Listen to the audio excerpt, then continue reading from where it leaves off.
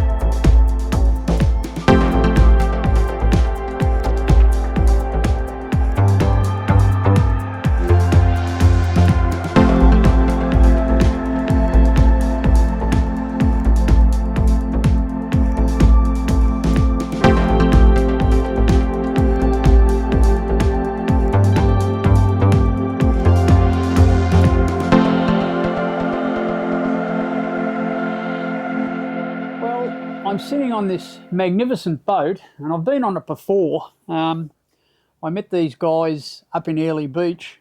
They've been following my vids for a little while, I think. A good few years. And we caught up in Airlie, and we've become pretty good friends since then, I think. Yeah. But they were gracious enough to take me on a trip out to Butterfly Bay while we were at Airlie Beach, and I got some great footage of the boat with the drone. But I thought, Tim, I'll introduce you first. This is Robin, this is Tim, this is Georgie girl. Charlie, sorry. Charlie, and Dougal's under the table. But anyway, oh yes, you're beautiful, aren't you?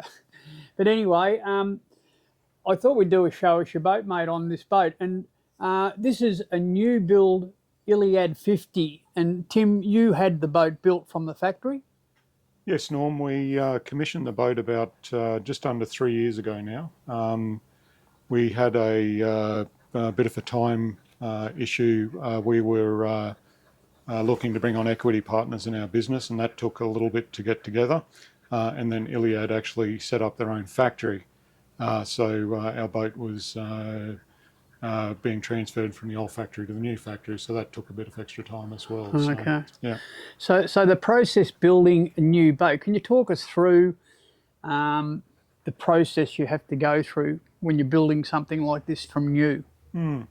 So Norm, when we first went looking for a boat, how the whole thing, let me just backtrack a bit. How the whole thing started was that 4 couples, including Robbie and I, we went to the Whitsundays and we hired a bareboat. And it was just magnificent. As soon as you go past the islands to the eastern side, your mobile phones stop, which is, for me at the time, being in business, was just wonderful because no one could contact me. I couldn't contact anyone. The internet didn't work, and life was just brilliant. So we thought, yep, there's something to this. So we actually started looking for boats. Originally, we wanted a Leopard, but then we started watching a couple of Aussie channels, firstly Travel Sketch, and then Sailing Sunrise. Yeah. And after that, we just couldn't go down that track. Then we wanted the brand new Maritimo M55 launched, and I sat there and watched the actual world premiere of that launch. We went and stood on one, and Robin felt seasick. So that was never going to work. So then we thought, yep, we want a cat, and we want a power cat, because to be honest, we know nothing about sailing. So the idea of putting up with sails and ropes and leads and lines and all that sort of stuff is just not us. So we went power cat, and we were lucky enough to meet Marcus from Iliad. Iliad's a bespoke boat builder. They only make half a dozen boats a year, so it's not a big builder. And the best thing about it is it's very customizable. So all your timber colours, all your floor colours, your leathers, everything's basically customizable. Your motors, what level of options you want, and that sort of suits my personality type. So we specified everything to the nth degree. And the good thing is that they only use top quality products. So we didn't have to change a lot, but what we did change, we sort of just changed to suit our own use. Well, what we thought would be our own use. But of course, it's a strange thing to say, but this is our first big boat, Norm. So we went straight from a 6.5 metre rigid inflatable boat to a 50-foot catamaran, and knowing very little about it. A bit of culture shock. Yes. But yeah, the boat is very well finished. I can remember coming to a boat show once and stepping on one of these boats and having a look at your engine room and thinking, wow, that's a great engine room for a catamaran, because usually you're doubled up and inside out an engine room, but it has got a lot of usable space down there. Now, Tim, you're here at Boatworks at the moment getting a bit of warranty done. How does Iliad stack up for doing warranty work and stuff like that? Oh, amazing. Norm, they've just been incredible. We've had a couple of issues, as you will with any new boat. But at every stage, Mark Elkington, the owner of Iliad, and Marcus Overman have just been, accommodating to the nth degree. As we met you in the Whitsundays, one of our front windscreens decided to crack, and they actually sent someone from the Gold Coast up to fix it. So they've been very proactive with looking after it, and they've been very understanding with the way that we want things finished, which is fantastic. So for a new boat builder, to me, they've been exceptional. Yeah, great. Yeah. Okay, we'll keep with you, Tim. A few dimensions: length, beam, draft, and what sort of weight you've got. It's 23 tonnes dry, so by the time you put fuel and the rest of it into it, and everything else you cart on the boat, it's most probably just under 30 tonne. 6.5 metres tall, 50 foot long, and about 27 foot wide. Okay. It's got a draft of 1.25 metres. Okay. Yeah. And engines? Engines, we went for Yanmar, so there's two 6LY 440 horsepower Yanmar engines, and they've just been exceptional. They have not missed a beat. Okay, and what fuel capacity and range have you got? Yeah, we extended the fuel tanks when we first specified the boat. They come standard with 3,000 litres. However, we extended them to 3,500 litres. At 6 knots, you could make it to Cairns and back, but to be honest, Norm, I couldn't spend my life at 6 knots. Petrol head. Yeah. Look, sometimes 6 knots is fantastic, but she sits really comfortably at 10 knots or 17 knots. It's a nice speed, yeah. 10 knots is fantastic. You're getting somewhere, and it's nice and calm. But we had a couple of situations where, being a newbie, I guessed the weather wrong, and despite on how many apps you look, 20 knots comes out of nowhere occasionally, and it's nice to be able to put your... It's nice to be able to get up on top of it, which it does do. Yes. I was quite impressed with how she climbed up on top of the waves when we were up in the Whitsundays there, and really made the ride a lot more comfortable. Well, we had a great time at Butterfly Bay, good trip up, and now we're heading back to Airlie, and we're pushing into about a 20 knot southeaster, and the boat's handling it amazingly well. I think we're doing around about 19 knots, so she's up and at it, and it's a lot more comfortable at this speed than it is at lower rev ranges. But no slam whatsoever, so it's handling these conditions, and it's a pretty short, sharp chop with wind against tide conditions. So the hull is really handling these conditions very well. It'll be a little bit more expensive, I'd imagine, but a lot more comfortable. Yeah, so we Worth go every from cent. we go from 20 litres an hour to 60 litres an hour very quickly Yeah. when you're going between those speeds. Yeah. Okay, Rob, what do you like about the boat? We've got to get the other perspective. I love everything about it. I love the width of it. I love the fact that it feels like you're in a floating apartment. I don't like being on boats where I feel cramped and claustrophobic. It's very open, isn't it? It's lovely, beautiful open plan. I love that it's really steady in the water, and that was why we went with the catamaran, so that I wouldn't feel queasy. So it's just really calm and steady in the water. I don't know, we love the fly bridge, we love being up there, we usually drive from up there. Yeah. I just love everything. Yeah, it's good. Anything you'd change? No. That's a lot good. of people have asked us that, and Yeah. I can't think of a single thing that I would want to change or do differently. Yeah. Well, as you said, you've sort of built it for yourself. Even though it's a production boat, you can have a fair bit to do with how it's Yes. finally fitted out and Yes. all that. Okay. So you mentioned the fly bridge, and they come as a fly bridge model or a saloon model. And right next door, there's a, how long's that one, Tim? So that's a 53S. 53S, but Yes. that's a saloon without the fly bridge on it. Yes. They also make a 53F, which is the flybridge model. So this is actually the last 50-foot Iliad that'll ever be produced. All right, so they're not doing this model anymore. No. So now they've got the 53 and the 62, which is a big boat. And the little birdie has told me that they're actually producing a new model, which is a 60-foot.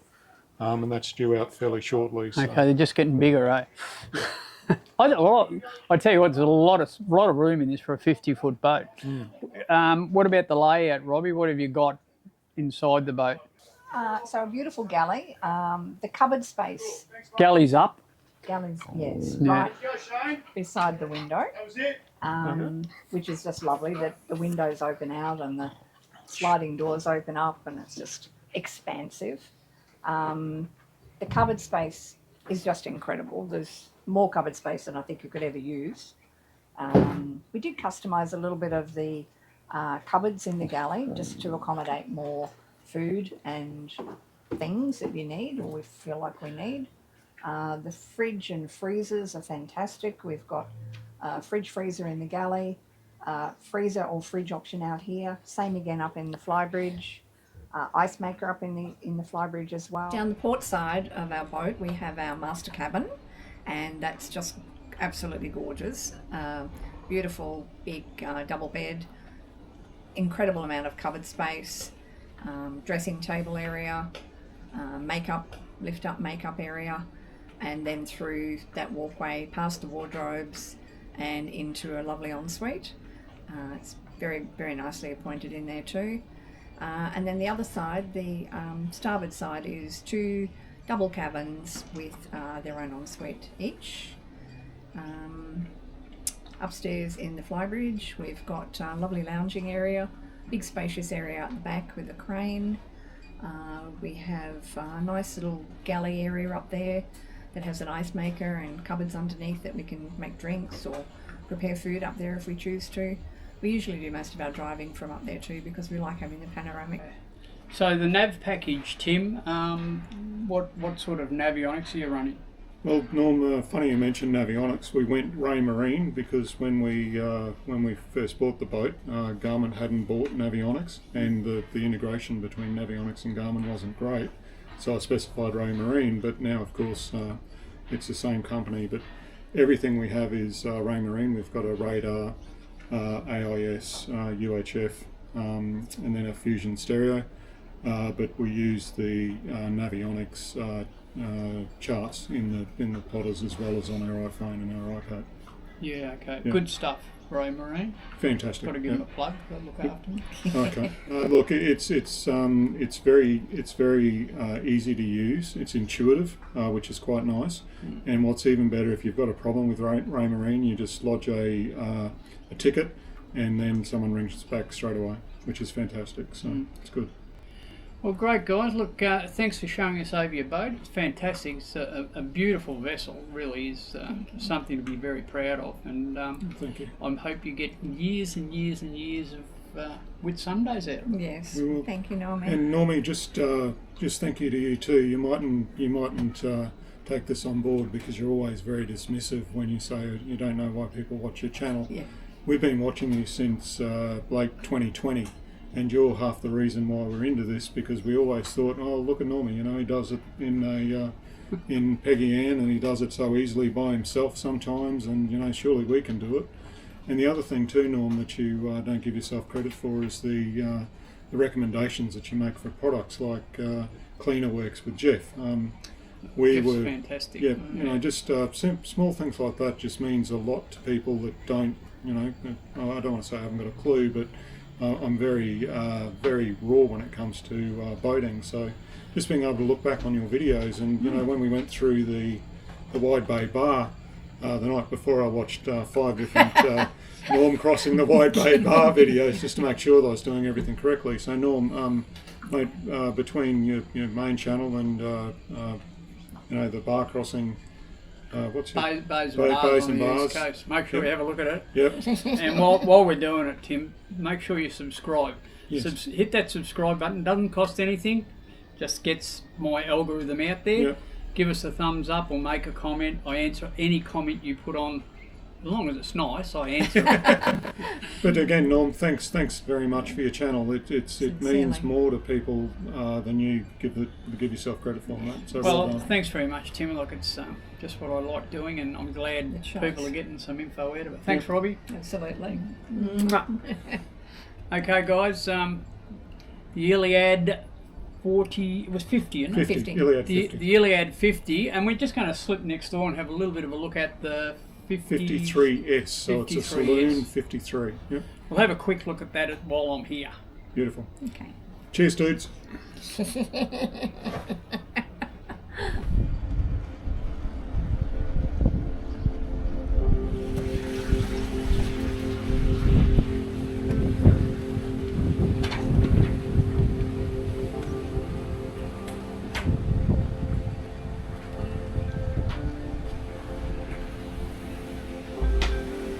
Welcome to Killarney.